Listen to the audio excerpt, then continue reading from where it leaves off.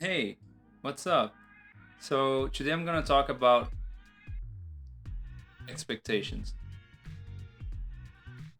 You can see this video. Turn around, I just wanna have fun. Turn around now, turn around now. I just wanna have fun. Turn around now, turn around now. I just wanna, I wanna turn around, dance. I just wanna, I wanna turn around now. I just wanna have fun. Turn around now. I just wanna now and turn around now, turn around now. I just wanna. That I've shot with a very known Brazilian singer, and I'm gonna tell you guys how it went and a little bit about expectations and well, things that can go wrong. How did it came to happen? So probably one day I was doing something, got a call. A friend of mine, a photographer, known photographer from Brazil, called me and he asked me if I was available to shoot video for this specific Bazaar Brazil cover 10-year anniversary kind of thing with this Brazilian singer Anitta, which is probably the most known Brazilian singer now. And of course, it was a big deal for me at the time. And I was like, this is huge. So then what I did was I spoke with the producer, never talked with the art direction team before the shoot, I think. I don't quite remember well. Everything was a little bit sketchy. This producer was not amazing. And what happened was when I got a hold of all the deliverables I had to shoot, everything was kind of messy. Nobody quite knew how many videos for like which brands for how long. So I did the obvious and said, well, I probably need a team for this. Called a friend, one of the best filmmakers we have here in Florida, Adrian, really good friend of mine. And then I called him and I said, yo, I just got a call from a photographer. I have this gig. The budget is ridiculous, but it's one of those situations, kind of like make it or break it kind of situations. If it goes well, it could mean a lot, and we could do a project that is gonna be seen by a lot of people. So um, at the end of the day, it was kind of one of those situations in which a lot of us have been on that the producer calls and says like, oh, there's no budget, but it's this such and such person for such and such magazine, which happens a lot in fashion, and do you want to be a part of the project? I of course said yes, brought Adrian in, brought Sophia in to shoot audio for me. What happened was I got there, I had to shoot this short video for a beer brand, and then talking to the producer I realized that the producer had no clue on how the day was gonna go, which is kind of the producer's job to know. I was there shooting and I didn't quite know um, what it was for, how long should the video be. You know what I mean? Like everything was kind of blurry, and we started shooting. The whole production was late. We started shooting. We shot this little video with a talking head to the camera, talking about a beer, like the biggest Brazilian beer brand, and we had things we had to shoot for Adidas and for the magazine and for the beer brand. So it was a lot, and I brought this friend in, brought Sophia in. Anyways, we got there. We shot the beer talking head situation.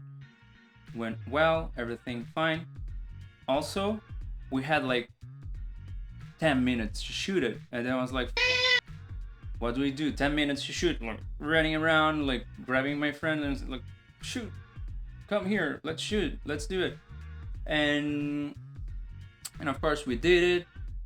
it kind of worked out. I don't really know, because the thing was, there wasn't enough budget for anybody there. And what I did was, it was one of those situations where you either do it or don't. And at the moment in my career, I said, like, you know what? Well, here's how I see it.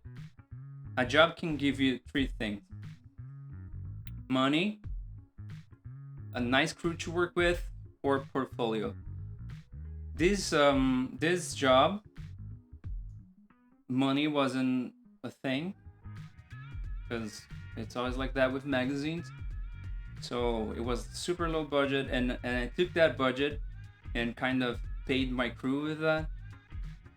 Besides the point, it can like be a work day with a nice crew, like friends, or like a client that you're friends with. In this case, I had this crew that was my family, basically, and portfolio. And this is why I took this job. So it's not hard. It's not hard at all to go through this thought process.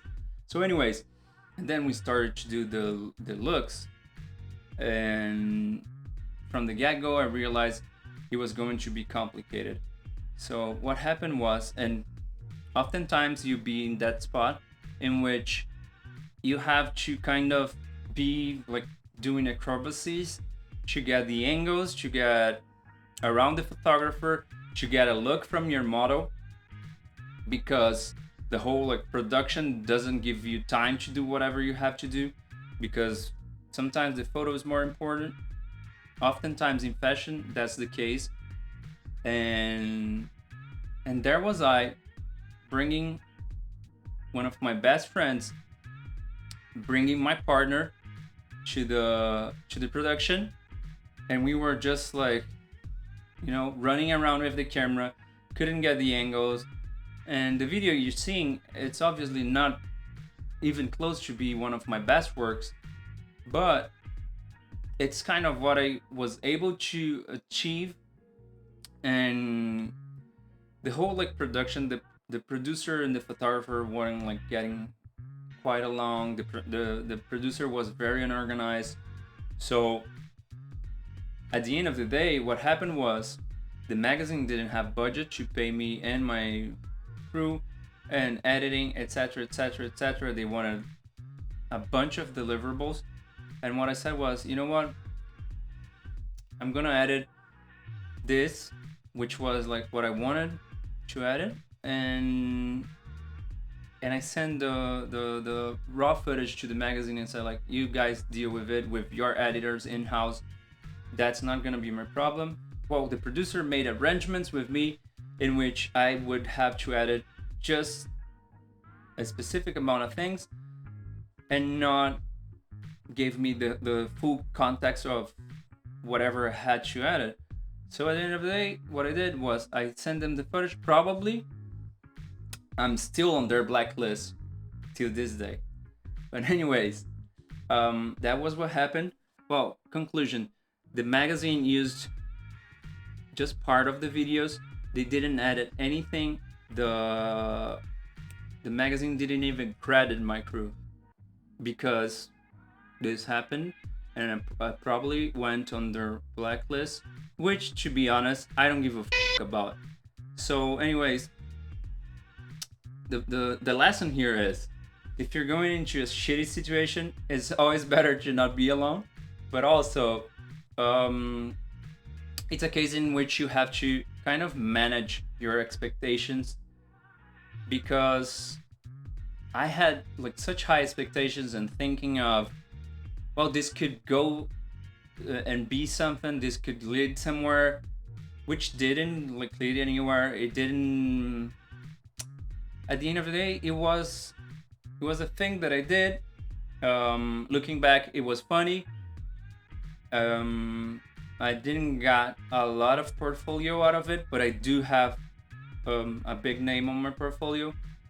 After that, I went on with my career, and it didn't change much for me, but it was sort of the fact that I had this realization in which